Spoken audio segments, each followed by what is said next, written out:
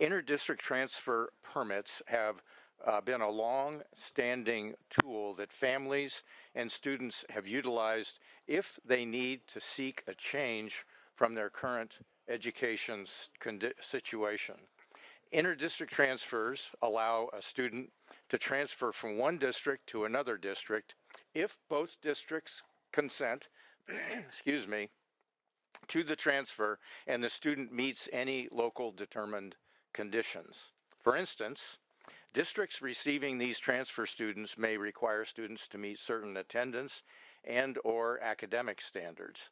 The legislature has worked on numerous bills over the years to streamline the process to be sure that it is transparent and fair. While there is statute to define circumstances a student can transfer under, as well as statute for the process schools must follow for the posting of procedures and timelines, there is very little transparency at the state level as to how often it's happening and the reasons for which students are seeking to leave a district.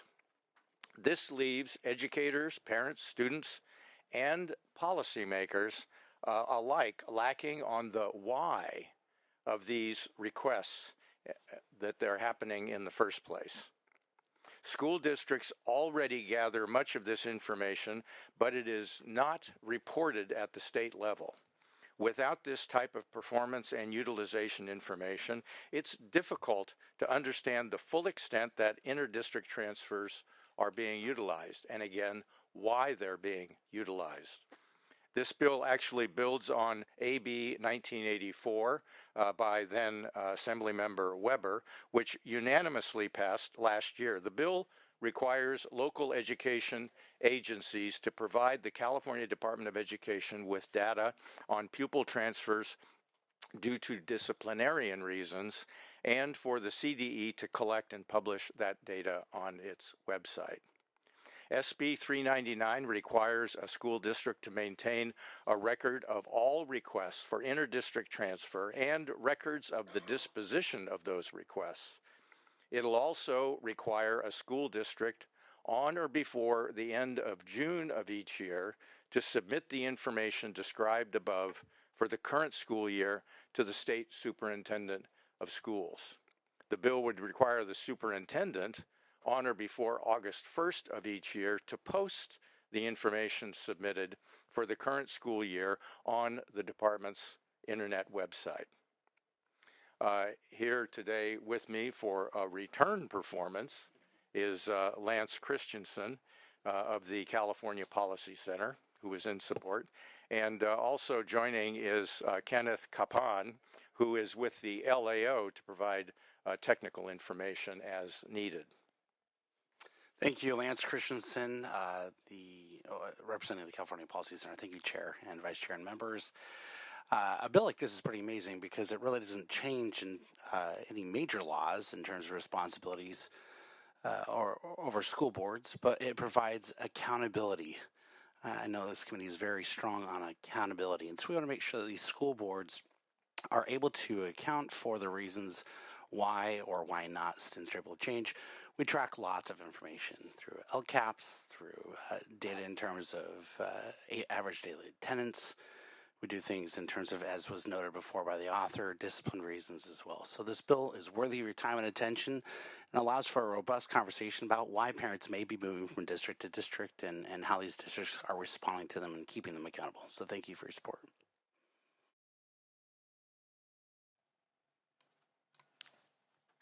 Thank you. Did you want to have your own? Well, I'll just ask if Mr. Capan has any additional comments or technical insights.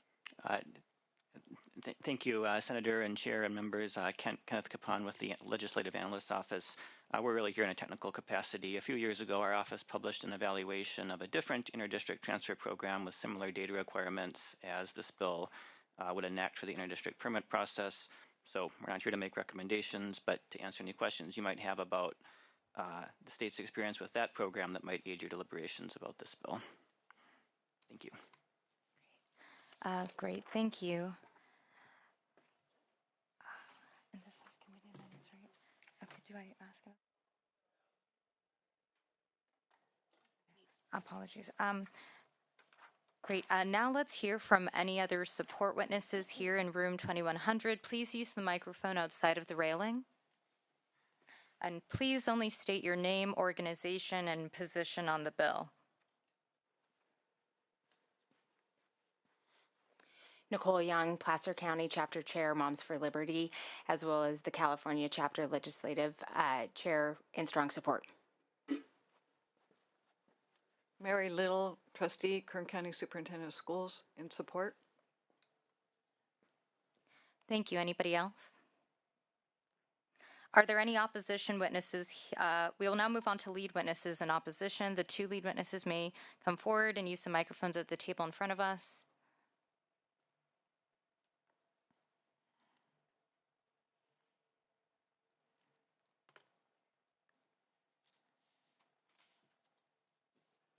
Good morning, Madam Chair, members of the committee. Sarah Petrowski on behalf of the California Association of School Business Officials, representing over 30,000 school business leaders statewide.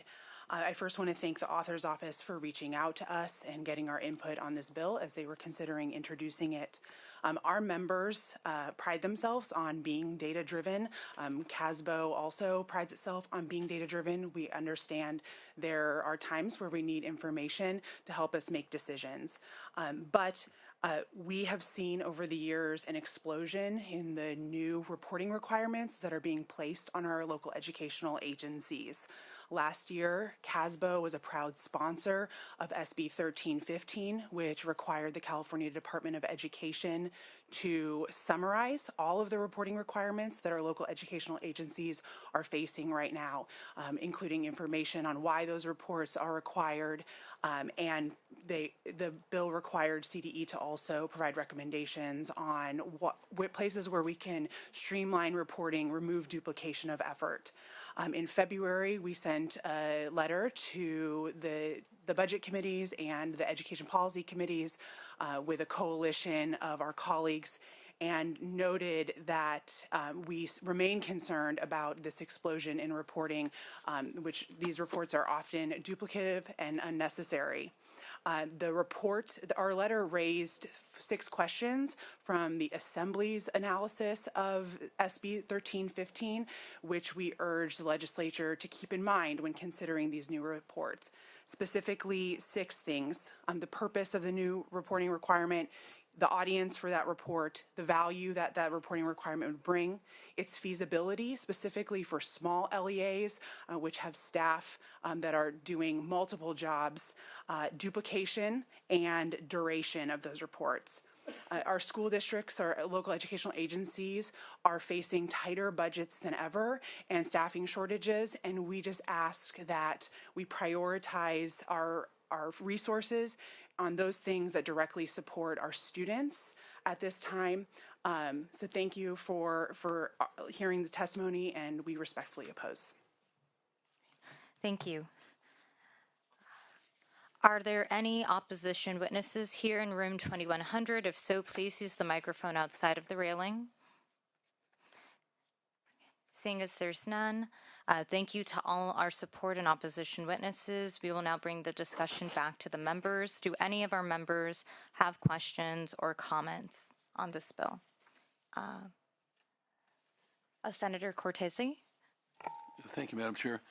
I just have one question, and it's, let me set it up by just saying I feel like I understand the need for this, and I'll be supporting it, from a policy standpoint, because of work that I had the opportunity to do in Santa Clara County, especially where we had non-unified districts, feeder districts, in one case 7 feeder districts feeding into a large high school district. And it's very, very difficult, in my opinion, and not necessarily everyone agrees to this, but to have a 9th grader come in and, for example, not have an understanding in that case what that student's academic background and even disciplinary background has been in the prior grade, and then have that student move again from our our east side district over to our west side district for 10th grade and not have,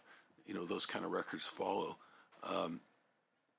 Certainly eliminates negative things like tracking, but it also, I think, creates a situation where sometimes 6 weeks into a new year at first grading period, you're just starting to figure out the hard way, what the deficiencies or needs of that student are.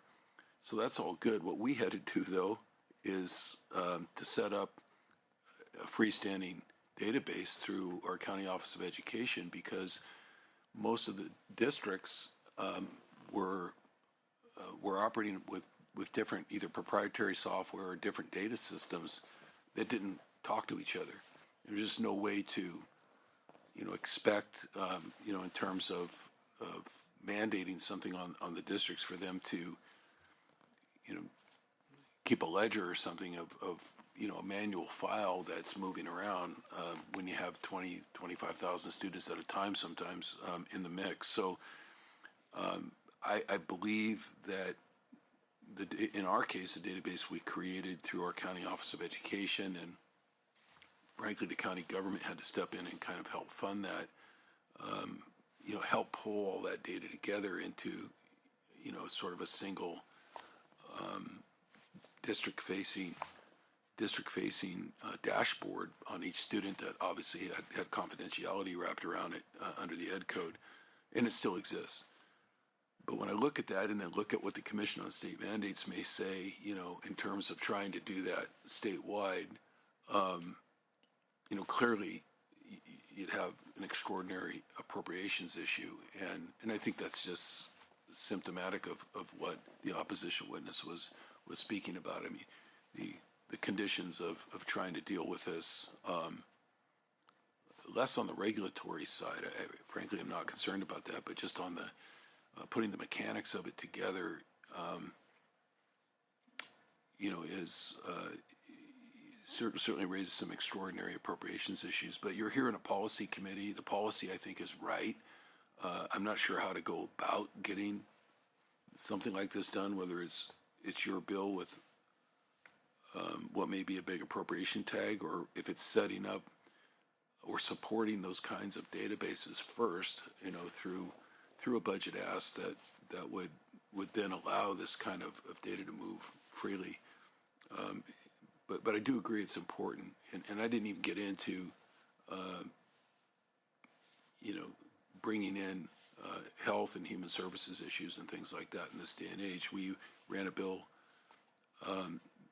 I authored a bill a couple of years ago that was signed into law that now allows government code and ed code health data, including mental health, behavioral health data, to be moved back and forth so our counties and our school districts can each have access to that. Sort of a similar kind of an issue. It allows it, doesn't mean, they've figured out how to pay for it and so forth. But in this day and age of those kind of underlying issues, again, I just wanted to indicate my support for the principle of doing this, the policy of doing this. Just might be a tough year to get it paid for. So I wanted to be realistic about that. With that said, Madam Chair, I appreciate the little bit of extended time to give my thoughts on that bill. Thank you. Right. Thank you, Senator Gonzalez. Thank you, Madam Chair and Senator. Also understand the information needed, but a question, this may be for judiciary, but I just want to make sure it's answered now on the student privacy.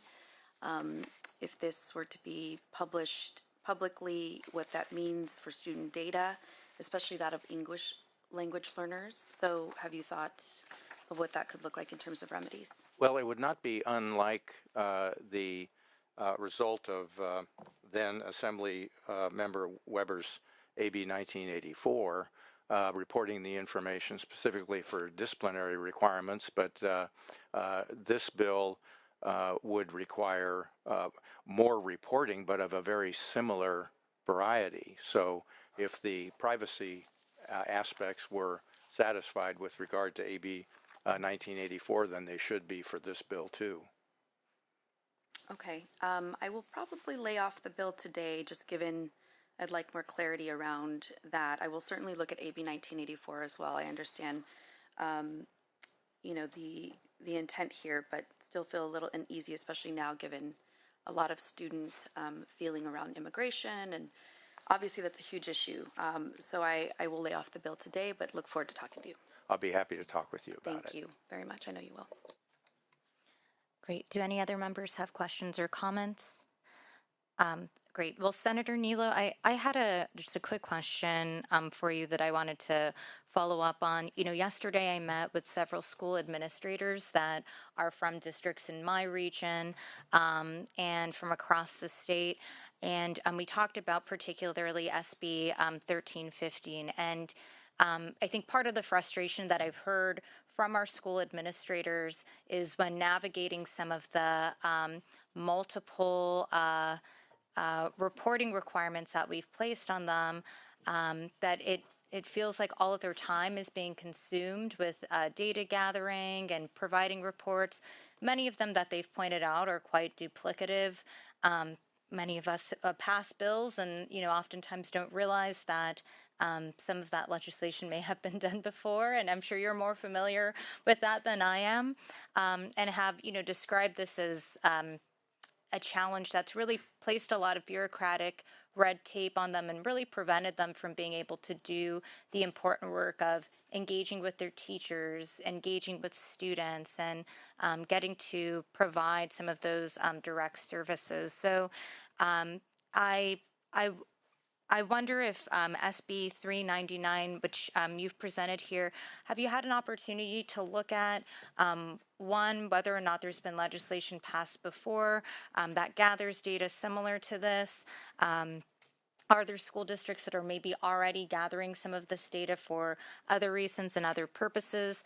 Another thing that I heard from some of these school administrators was wanting to understand what the outcome and the purpose was of gathering some data. Sometimes it's just submitting the data and all the California Department of Education says is, great, thanks for the data, you passed, rather than providing any sort of meaningful feedback. So what is the outcome that you hope to accomplish with gathering this, and to further improve, systems? What kind of guidance would we then provide schools after they gather this data? A couple of things. With regard to SB 1315, I certainly support the intent of that. The data that we're asking for is not duplicative. This is not currently reported to a county superintendent or the Department of Education currently. So there would appear to be no prior bills that would require something similar. So I don't see how it is duplicative. And in my career as a legislator, one thing that I have always been known for is to resist mandates to anybody other than the state by the state. Be it private businesses or local governments. I served on the Sacramento County Board of Supervisors, and I saw how many times the state would impose mandates on the county, and similarly on school districts. I have been solidly cautious of avoiding that. But this is a situation where, and by the way, that's usually involving a particular task that the state or a legislator wants a local government or a business to do, and then tells them exactly how to do it. And this is a little bit different. This is an issue that has to do with information regarding the ability of parents and students to choose a school different than the school that they're in, and the reason why for that. And we don't know that. That's extremely important from the standpoint of the district from which the student is transferring, to know why. So if there's a problem in the particular school from which the student is transferring, that could be addressed. Or if the school to which the student is transferring has a particular value to those parents and that student what that is so others can learn by that. This is important information relative to the quality of our school districts. I don't intend just to create a reporting burden for schools. I think the result of this information, the value of this information for parents, for schools, for educators, for districts is very important. So that's how I view it a little bit differently relative to the issue of mandates, and also that I do not see it as duplicative because we're not getting this information currently. Thank you, Senator Niello. I appreciate you sharing that. That's helpful, and I will be supporting, I think, the basis of this policy, but do want to continue to have these conversations. SB 1315, as was mentioned, was actually supposed to go into full effect already, and it hasn't. And but I appreciate that you've looked to ensure that this is not duplicative, but do want to be mindful of these new requests that we're making for data collection. So appreciate that. Do we have a? Oh, apologies, Senator Niello. It's now time. Would you like to close? Well, I just want to emphasize the last comments that I made, that this is information that I think is important to parents, to students, to educators, to districts themselves, and I would respectfully ask for an aye vote. Right. Do we have a motion? I make a motion. Okay. Senator Choi has moved, and the motion is do pass as amended to the Senate Judiciary Committee. Can I get a roll call? Senator Perez. Yes, aye. Perez, aye. Ochoa Bogue. Aye. Ochoa Bogue, aye. Cabaldon. Aye. Cabaldon, aye. Choi. Aye. Choi, aye. Cortese. Aye. Cortese, aye. Gonzalez. Laird. Thank you. We will put that bill on call.